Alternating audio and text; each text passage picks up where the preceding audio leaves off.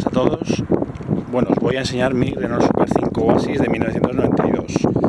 Bueno, os cuento un poco la historia de este coche. Este coche, bueno, está en casa desde septiembre de 1999. Lo trajo mi padre porque yo me había sacado el carnet hace un par de meses y bueno, este fue mi primer coche y lo sigo manteniendo a día de hoy. Está fabricado en 1992, matriculado en mayo del 92, entonces hace ya tiempo que ha pasado de 30 años, con lo cual pues ya se puede matricular como histórico.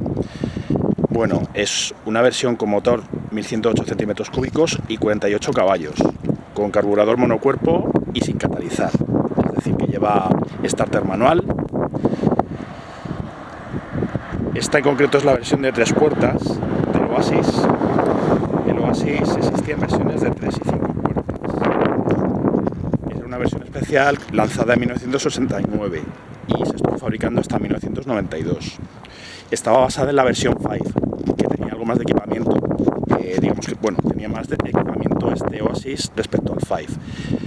Los elementos que tenía extra con respecto al 5 eran cambio de marchas de 5 velocidades, los cristales coloreados de verde, el preequipo de radio. De hecho, de serie en la versión Oasis lleva un radio cassette Philips dos retrovisores desde dentro, cuenta kilómetros parcial, una tapicería específica de la versión y el piloto trasero antiniebla. Bueno, este coche, según la documentación que tengo, cuando se vendió nuevo, se vendió para una flota, en concreto para servicio de alquiler. Entonces, funcionó como coche de alquiler pues durante un tiempo y unos kilómetros después pues ya se habilitó para uso normal. De hecho, vino a casa con unos 23.000 kilómetros más o menos. Bueno, esta versión Oasis estaba disponible en colores rojo, blanco y gris metalizado opcional. También tenía la opción de techo solar abatible. Y bueno, le he ido haciendo, según han ido avanzando los años, unos cuantos cambios, unas cuantas modificaciones. En concreto, a este lo que le hice es, lo primero, poner un termómetro de agua, porque ni la versión 5 ni la versión Oasis llevaban termómetro de agua. De hecho, bueno, aquí se puede ver el cuadro, tiene solamente, a ver que lo pongo recto, se puede ver que solamente lleva el indicador de gasolina y una serie de testigos. De hecho, el cuadro es muy similar al que llevaban los Renault 4, no es exactamente el mismo, cambian algunas grafías, pero es muy similar. Y en concreto el salpicadero, tanto del 5 como del Oasis, era el mismo que llevaban las Renault Express. En las versiones superiores del Super 5 había otro salpicadero, bueno, un poco más elaborado, con un diseño un poquito más futurista, pero en las versiones más sencillas se dejó este, que era, como digo, el mismo de la Express. Bueno, las modificaciones que he ido haciendo con los años: la tapa de guantera de Renault Express, porque esta versión llevaba la guantera descubierta. Luego, el reloj analógico, que también he escogido de una Renault Express.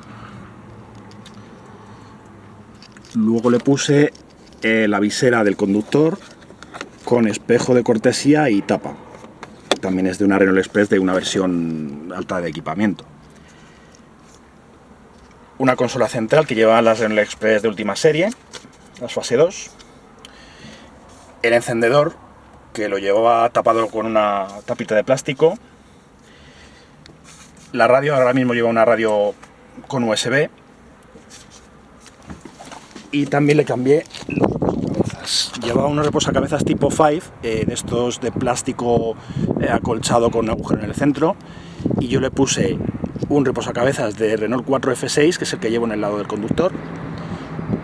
Y uno de Renault 5 Campus, de otra versión del Super 5 que hubo posteriormente al Oasis.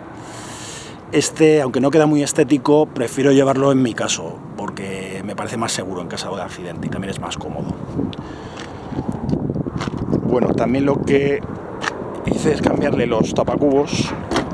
El Oasis llevaba unos tapacubos iguales a los de la versión GTL.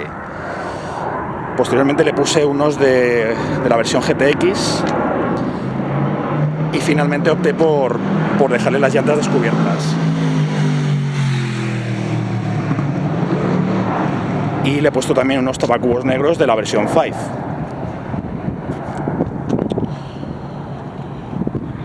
Y por último, pues lleva una luz de freno trasera central. Y también le puse pues cortinillas, las típicas cortinillas noventeras. Y bueno, alguna pequeña modificación a mi gusto, como el anagrama de 1.1 litros que llevaban los Super 5 de fase 1. Y la pegatina de Renault recomienda ELF y CS. Bueno, os voy a contar un poquito la historia general del Super 5, del Renault Super 5. Bueno, fue lanzado en 1985 para sustituir al Renault 5, el Renault 5 clásico, que fue lanzado en el 1972. El diseñador del Super 5 fue Marcello Gandini, diseñador italiano que también fue el mismo que diseñó varios coches, como por ejemplo el Lamborghini Countach. En España se inició la venta con las versiones fase 1, que eran las C, TL, GTL, GTS y Copa Turbo. La versión C llevaba el motor de 956 centímetros cúbicos, el TL el 1108, la GTL el de 1237, la GTS de 1397 y el Copa Turbo llevaba este motor de 1397 centímetros cúbicos, pero con turbo y 115 caballos.